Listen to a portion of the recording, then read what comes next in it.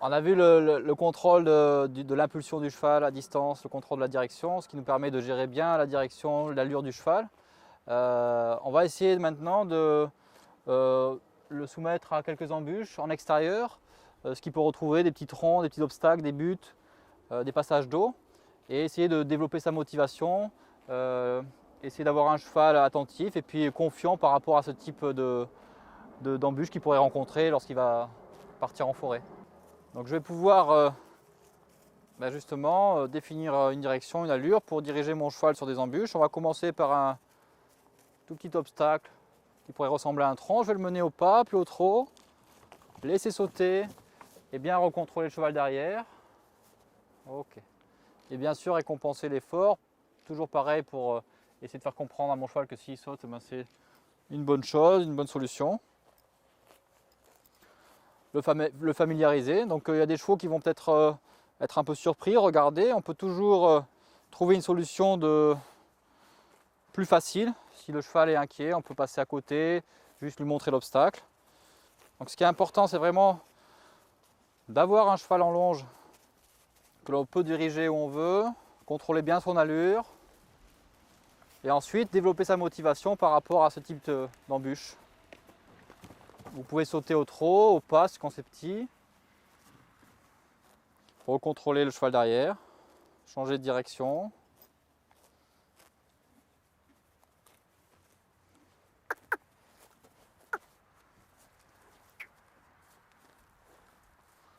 Il n'y a pas besoin de vitesse pour sauter, de pousser le cheval. Oh, brache. Simplement lui indiquer une direction, une allure, laisser faire le cheval et ensuite reconnecter le cheval en essayant d'avoir son attention et récompenser. Les observables, c'est d'avoir un cheval assez calme, décontracté, qui saute en toute confiance, sans précipitation.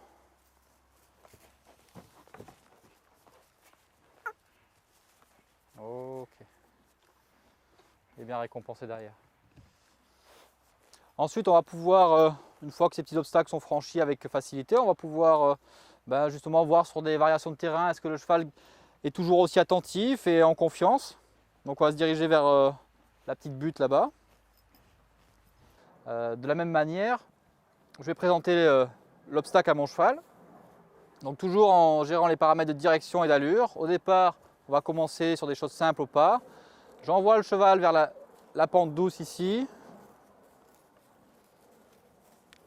Je vais le laisser franchir la butte, l'accompagner doucement, ici, laisser regarder et descendre.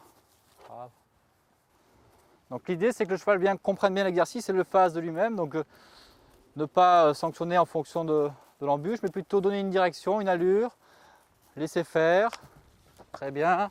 Si le cheval va un petit peu vite, vous pouvez lui demander de s'arrêter sur la butte. Ici, diriger les épaules, doucement. Ok, laissez descendre et recontrôler derrière. Voilà. Très bien.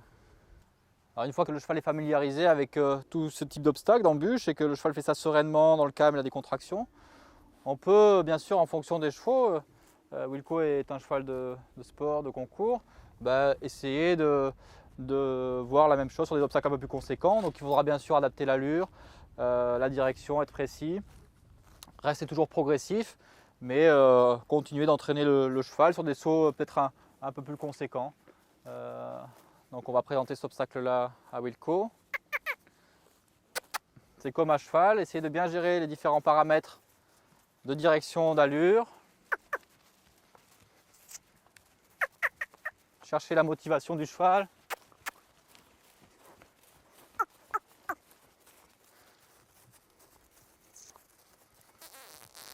Et le longeur va bien gérer la direction, l'allure.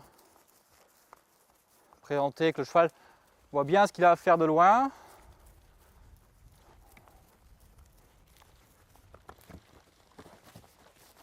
Ah. Et récompenser derrière.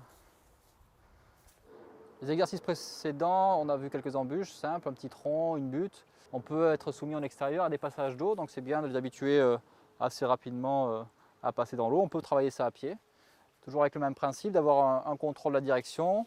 Donc je vais donner une direction à mon cheval, ici, donner une allure ensuite, et puis laisser faire. Je ne force pas à aller dans l'eau, simplement j'indique une direction, une allure et je laisse faire. Et je vais répéter ça jusqu'à qu'il puisse prendre en compte la nature du sol, mettre ses pieds dans l'eau et passer en toute confiance dans un passage d'eau. Donc lorsque vous abordez le travail en extérieur, veillez bien à avoir mis des bases solides en place, en carrière, tous les exercices précédemment vus.